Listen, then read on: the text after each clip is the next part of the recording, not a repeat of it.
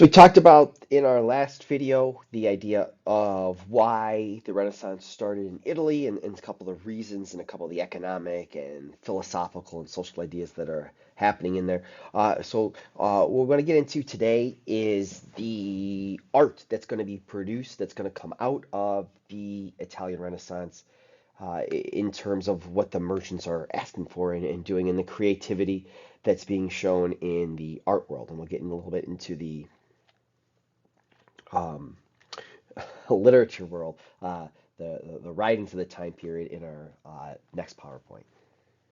The Renaissance very much is a revolution in art, and what we're going to see are a couple different techniques and ideas that Renaissance artists are going to be using to create their own quote brand end quote of art, but that's very much going to separate the art of the Renaissance from what came in previous art movements happening throughout the Middle Ages.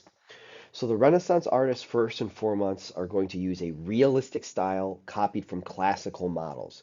When we're talking about classical models, we're again talking about this ideas of the Greeks and the Romans. We're going to keep going back to this idea. The Renaissance is all about bringing back the classical ideas of the Greeks and Romans. We'll see this in terms of philosophy, we'll see this in terms of writing, we'll also see this in terms of art. So the first major idea of what's going to separate the Renaissance art from previous art movements through the Middle Ages is the Renaissance artists are very much going to be studied realism. And what we mean by realism is making a person that looks like a person, okay?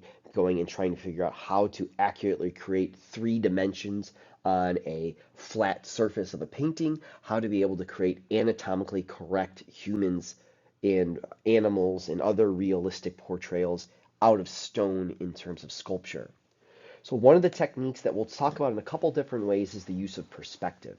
Perspective is a technique to show three dimensions on a flat surface. So this is a very simple idea, right? I've got a square, okay, but that's just a square. That's in two dimensions. So how do I make it three dimensional? Well, we go and we fancify it and make it all. It's not gonna be great. That'd be great, but that's the whole idea, all right? That's why I'm not a Renaissance artist. But that's the whole idea. We're trying to create a way to make that look like that picture is more of a window that you can step into than a painting. And we'll show you some ideas and some techniques that artists come up with to put this perspective into use not only in paintings, but also in terms of use in sculptures as well. So we're going to rattle off a couple of different artists here.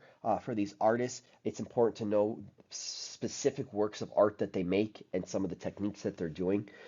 So we'll spend some more time on some guys and less time on other guys. But the first artist we want to talk about from the Italian Renaissance is Donatello. Now, Donatello's famous art, that one of the more famous he's going to create, is his work of David. Now, Donatello's David is important because Donatello's David is the first large, it's 5 or 6 feet tall, freestanding, meaning it's not attached to a wall, it's a three-dimensional, can walk all around it, nude sculpture since ancient times. It's a statue of the young boy David, moments before and moments after he's about to slay Goliath. We all know that story from the theology classes. So Donatello's David is a big deal because, again, like we saw in our classical Greek sculptures and our Hellenistic Greek sculptures and our Roman influenced, our Greek influenced Roman sculptures, these are all very much highlighting and showcasing the human body. So for Donatello to create a nude statue, right, that is a big deal to kind of start off this art movement of the Renaissance. So that's why Donatello's David is a big deal. It's the first large, freestanding nude sculpture since ancient times. Our next artist we want to talk about is Michelangelo. Now he's going to do a couple of different things, so I make sure I understand all the different things that he's going and doing. So some of the art that he's going to do in terms of paintings, Michelangelo is going to paint the ceiling of the Sistine Chapel, which is in the present-day country of the Vatican City, which is again in Rome. This is the chapel the popes will use as their kind of own private uh, religious area. That's where they'll go and pray, and they'll have their own church services for themselves. You can go and visit today if you go to the Vatican Museums. You sign up for the tour there. This is in when this is near St. Peter's in Rome.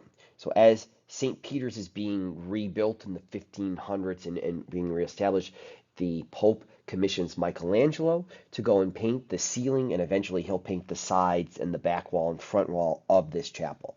If you've seen the movie The Agony at the Ecstasy with Charlton Heston as Michelangelo, you'll know that Michelangelo's going to spend, I think it's 7 years of his life, uh, 30, 40 feet in the sky on scaffolding with his nose up close to the ceiling as he's going and painting these large biblical scenes on the ceiling of the Sistine Chapel.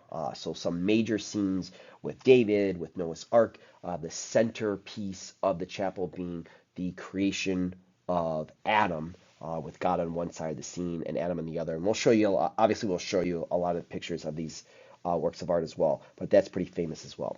So Michelangelo, excellent painter, and one of the paintings he does is again the ceiling of the Sistine Chapel. Michelangelo is also an excellent sculptor. Michelangelo is going to make his sculpture of David, and this is probably when I say the sculpture of David, the one that you're thinking of in your head. Now, why is David a frequent subject, a frequent muse of Italian Renaissance artists and other Renaissance artists that we'll see, is because David, as the young kid, the tiny little 10-year-old, does not beat big, huge, hulking Mr. Cranmer-sized Goliath with brute strength. David uses his reason to be able to go and beat Goliath, and so that's why we see David as a frequent subject here in the Renaissance.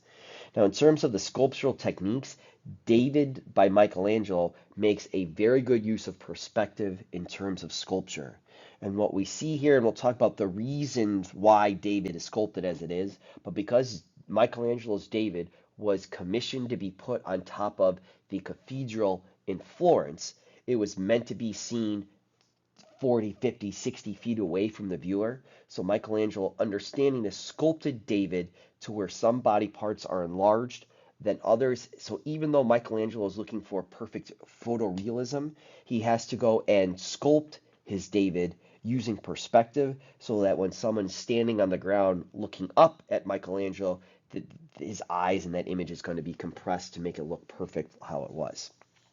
Another famous sculpture that Michelangelo does is his La Pieta.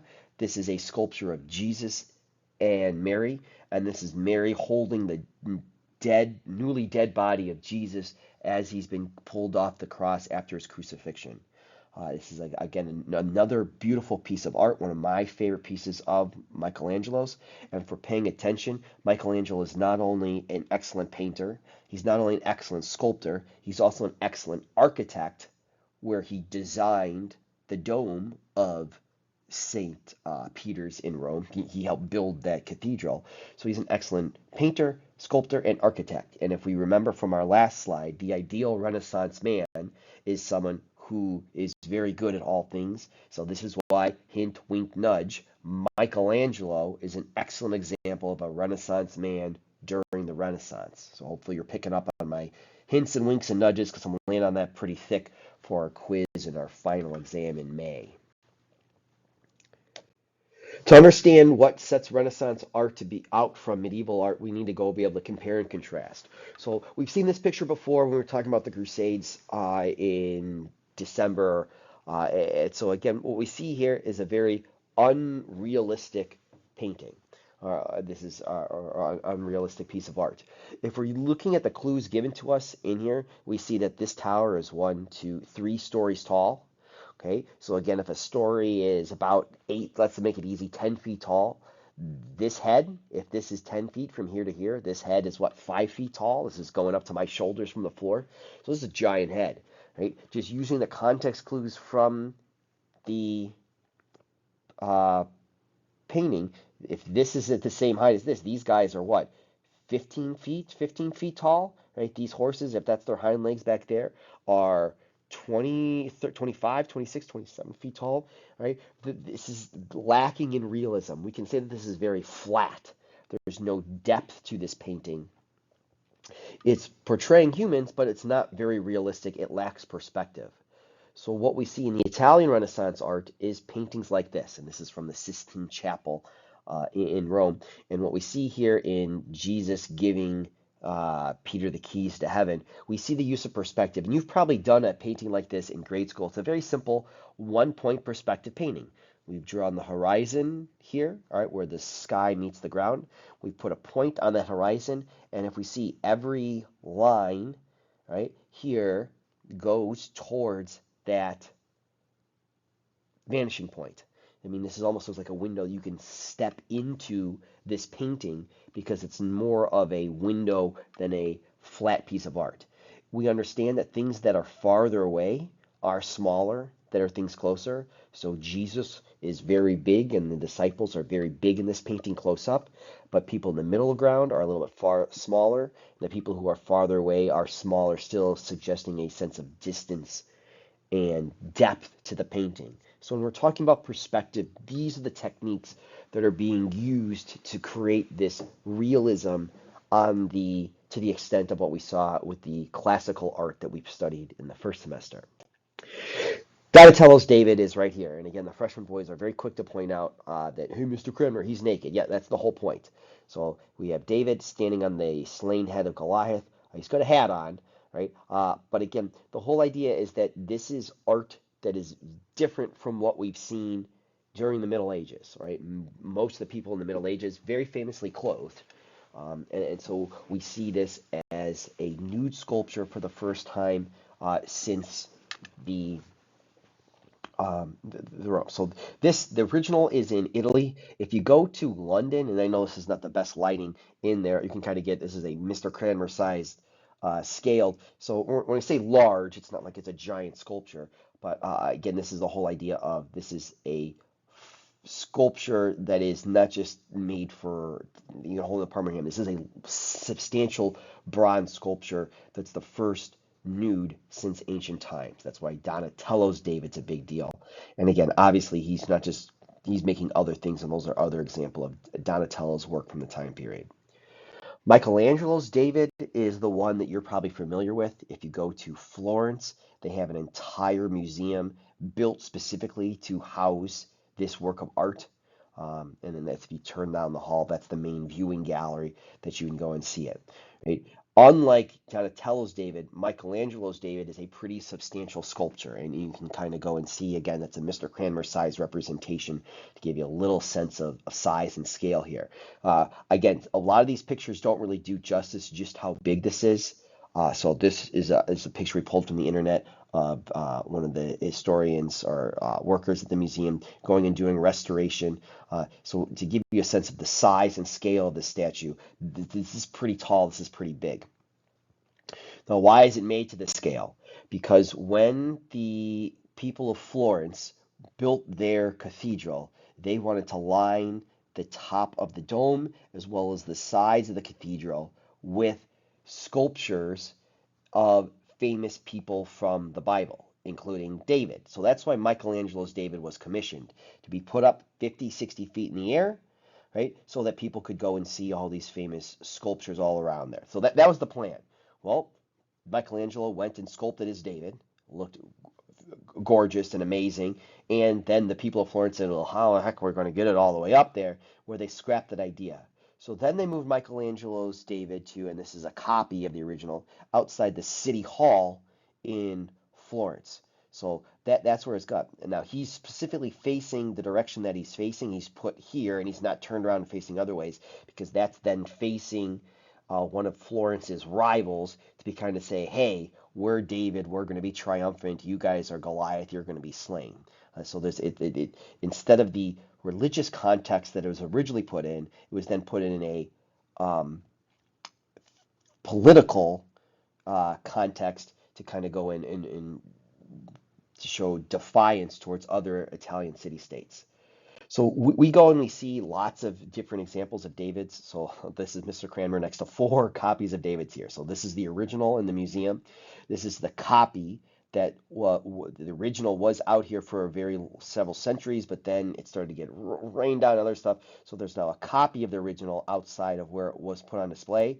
If you go again to the Victoria and Albert Museum in London, there's a copy of that there. And if you go to Caesar's Palace in Las Vegas and you go to the bowels of Caesar's Palace, you can find another copy of uh, David as well. So I'm going to keep adding more. The more Davids I come across in my journey here on this earth, I'm going to keep adding more to this slide, just to kind of show you where they're all at.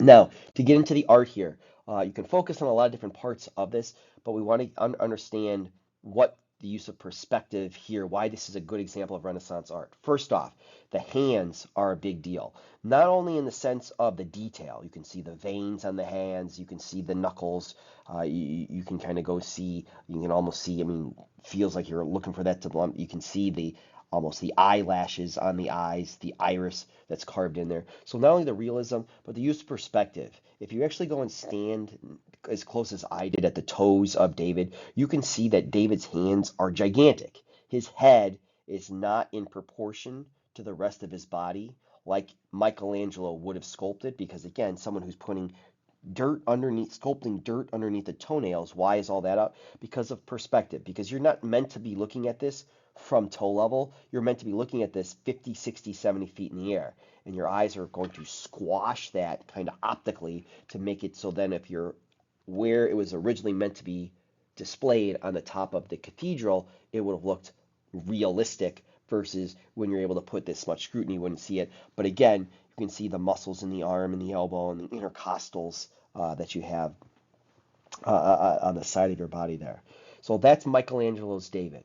So excellent sculptor, also an excellent painter. This is the Sistine Chapel in the Vatican City in Rome. Michelangelo painted this famous painting. If you turn around in this picture, the back wall of the chapel.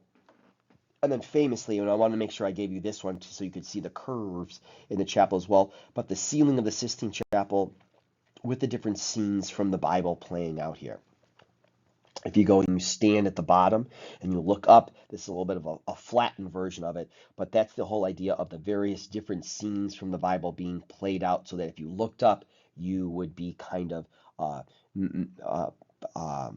motivated by famous people and scenes from the Bible. Right? And if you go there today, it's something that very much you can go and experience. That's me on the left and my wife there on the right. Some of the more famous panels from this, again, we have Noah's Ark, but the Adam's creation by God, God's creation of Adam, is one of the more famous pieces of art in Western civilization, in not the world. And again, you can come with all sorts of interpretations of how to interpret this. But again, people during Michelangelo's time, when he created this, were upset with this particular piece of art because who's doing all the work and the effort in this act of creation? It's God. It's God who's leaning. It's God who's stretching. It's God whose muscles are tense. And Adam's just, ugh. All right, like your typical freshman, oh, wait for something else to happen there. All right, so he's kind of relaxing and waiting for creation to happen to him. And some scholars and religious authorities from the time period were upset with Michelangelo's interpretation of this moment from the Bible. The third piece of art we talked about with Michelangelo is the Pietà. If you go into St. Peter's in Rome and you go through the typical tourist entrance on the right set of doors and you go in and you immediately turn to your right, there behind bulletproof glass is the Pietà. And again, the picture that I took and kind of go and closed up there. But again, this is the sculpture that you have, the recently deceased Christ being pulled down from the cross. You can see the nail wounds in his hands. And again, this is just an excellent example of realism. You're kind of waiting for Jesus and Mary to get up and stretch from where their poses are. You're waiting to see Mary's kind of robes move with the wind and with their breathing. Michelangelo signed this piece of art because he was extraordinarily proud of this, but he signed it in a way to where it's on the back of Mary's robes, where again you weren't really going to go and see it in like the fold of a fold kind of. I mean, you can't see my hands turning on the inside of it, but that's where he went and did that. So another excellent sculpture. That's the Pietà. And again, when we talk to this idea of a Renaissance man during the Renaissance, Michelangelo is your best example of this because he also designed the Dome of St. Peter's, where you can climb up, you can see people at the top there, the Dome of St. Peter's in the Vatican. And again, this is the largest church in Christendom by the time Michelangelo is going and putting all this together, right? So again, you walking through, if you're going to tourist, like that, this is my picture, you go through the metal detectors over here, they walk you up, and then most people go into the church here, and if you turn on the inside, there's where the Pieta is, and then if you go through these doors right here, these doors, you walk in, that's what we saw in the first PowerPoint of the Middle Ages, where we saw Charlemagne, the spot where Charlemagne was crowned on Christmas Day in the year 800. Other artists from the Italian Renaissance include Leonardo da Vinci. Leonardo da Vinci was an excellent painter, sculptor, inventor, and scientist. So we're going to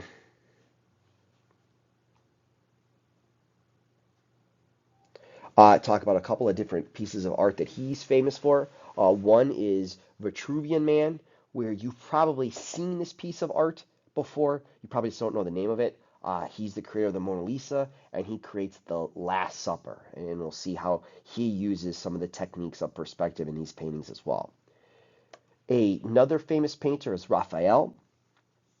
His school of Athens is probably the best kind of personification in a painting of the movement of the Renaissance.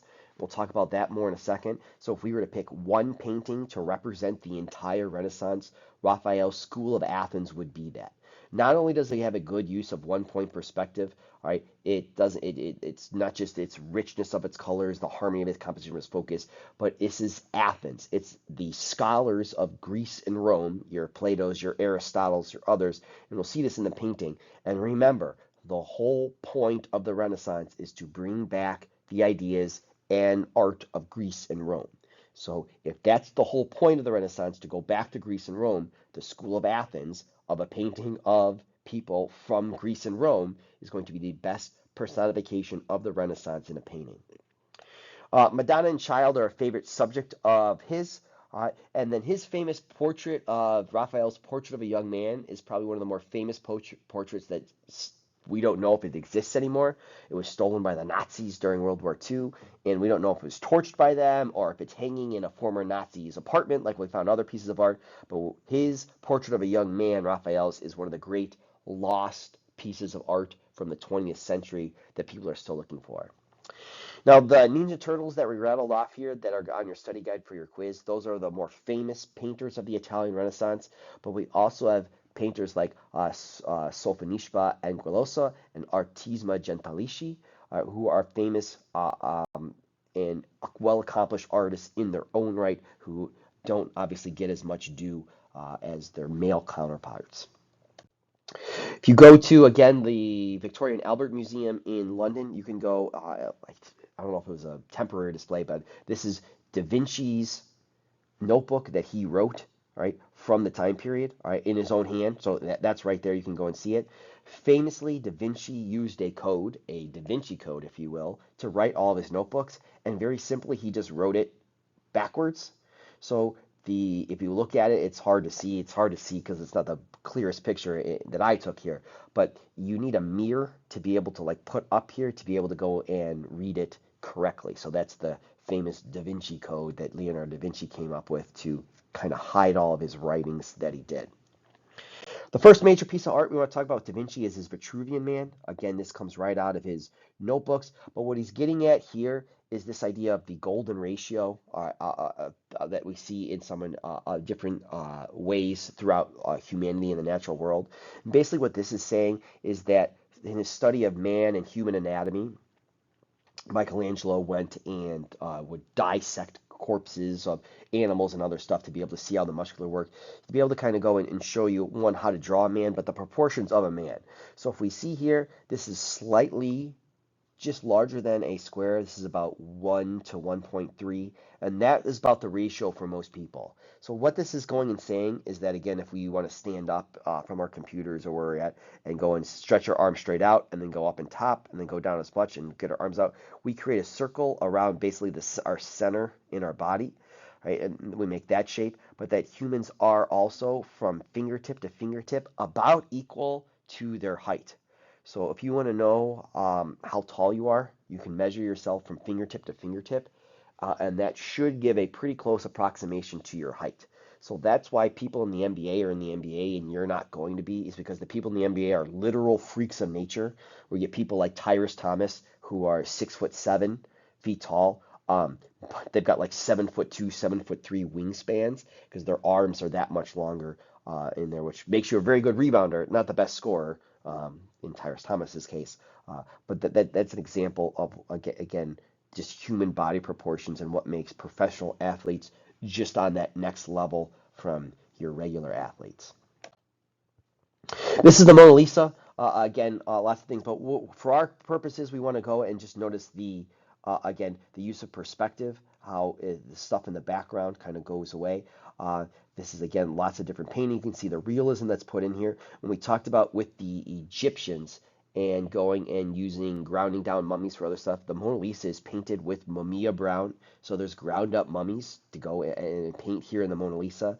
And again, if you go to the Louvre in Paris, this is one of the more famous paintings that is there. All right, and there's beautiful paintings to the left and the right, but everybody only wants to go see the Mona Lisa. It's not very big. I thought I had another one in the PowerPoint. Maybe if I go re-record this in a couple of years, we'll show another way. I'm hoping to get there at some point too. It's not that big of a painting. Again, I always say about the size of your textbook, maybe a little bit bigger. But it's just, again, it's pretty much mostly famous because it was stolen in the early 20th century and then kind of gets mythology kind of built out around that. The other famous painting that Da Vinci does is his Last Supper, which again is an excellent example of the use of perspective. This is a doorway in the church that this is built on. But we can see here is a one-point perspective that draws your eyes to the middle of the painting right around our buddy here at the Catholic Church, Jesus. Right? And so we kind of go and we see the realism, but again, this is an excellent use of one-point perspective techniques we talked about to be able to go and drive Renaissance realism. Again, the painting that best represents the ideas of the Renaissance is Raphael's School of Athens. And this painting is one that was made for the Pope in his private chambers and studies and offices in the Vatican. If you're going through the tour, you walk through this doorway, and if you're not paying attention like I almost did, you can walk right by it. But you go into it, and what Raphael is doing, he's not just putting himself in the painting right there, that guy in the dark colors, but he's pointing out very famous scientists and philosophers from the Greek and ancient world. So we have Plato, we have Aristotle at the center, and then we've got other famous guys. If you go and look at this up close, one of these is Eratosthenes. You've got the globe there. You've got guys doing geography and geometry all in there. Those are all very famous people. Now, does Raphael know what Plato and Aristotle look like? No, he doesn't. But he does know Leonardo da Vinci and he does know Michelangelo, so that's whose faces he uses to represent those different guys. So this is a pretty sizable painting. That's a Mr. Cranmer size representation down there at the bottom. But again, and this is something that if you go see in person, it is amazing that kind of leaps off the wall at you while you're touring the Vatican. In terms of other painters, you have Sophonisha Angelisa. This is a portrait of artist sisters playing chess.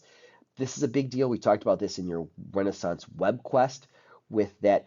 What game are these girls playing? They're not playing checkers, they're playing chess. What's a game that you have to be, quote, smarter to be able to play? Well, chess. It's a thinking person's game. That's why they're being depicted at that, to show their education, how smart they are. They can play chess and be successful at it. Artisma Gentileschi goes and is famous for her portraits. We get a lot of blood and gut scenes from there, particularly violence against men in her paintings from the Bible that she goes and does. And then again, you've got Platilianelli, who painted a Last Supper during the Renaissance. So it's not just Da Vinci's Last Supper that's famous. We have a couple other ones is there as well.